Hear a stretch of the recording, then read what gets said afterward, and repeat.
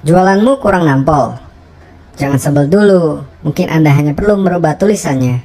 Copywriting adalah seni menjual melalui tulisan.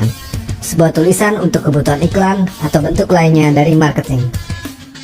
Output dari aktivitas ini yang disebut sebagai copy adalah konten yang digunakan untuk memperkenalkan brand, memicu aksi, serta membujuk pengunjung untuk melakukan apa yang diinginkan, termasuk membeli produk yang Anda tawarkan. Maka sebelum Anda berpikir untuk merubah landing page, traffic source, customer service, apalagi banting setir untuk buru-buru ganti produk, cobalah terlebih dahulu untuk merubah tulisannya. Faktanya, merubah tulisan adalah hal yang paling mudah dan murah yang dapat Anda lakukan ketimbang cara lainnya. Dan hanya dengan merubah kata, Anda dapat merubah hasil akhirnya. Itulah copywriting. Rumus sederhana dari copywriting adalah AIDCA, yaitu attention, perhatian.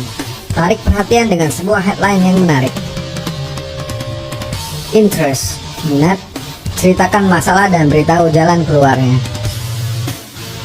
Desire, hasrat, ciptakan keinginan yang dapat memenuhi kebutuhan emosional.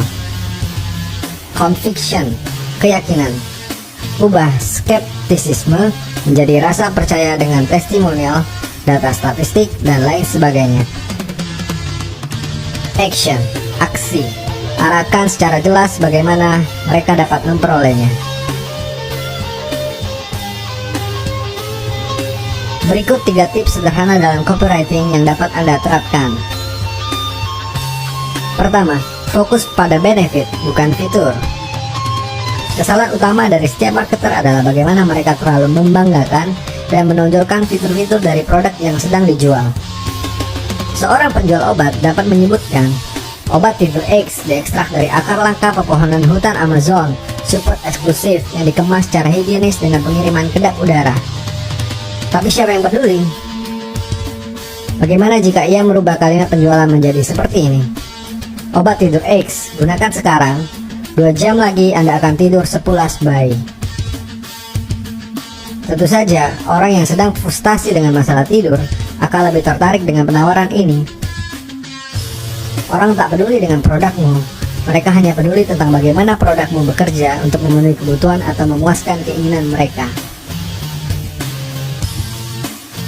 Kedua, gambarkan transformasi.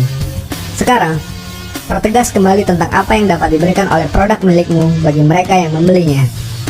Ingat, alasan dibalik pembelian sebuah produk adalah transformasi, bukan produk itu sendiri.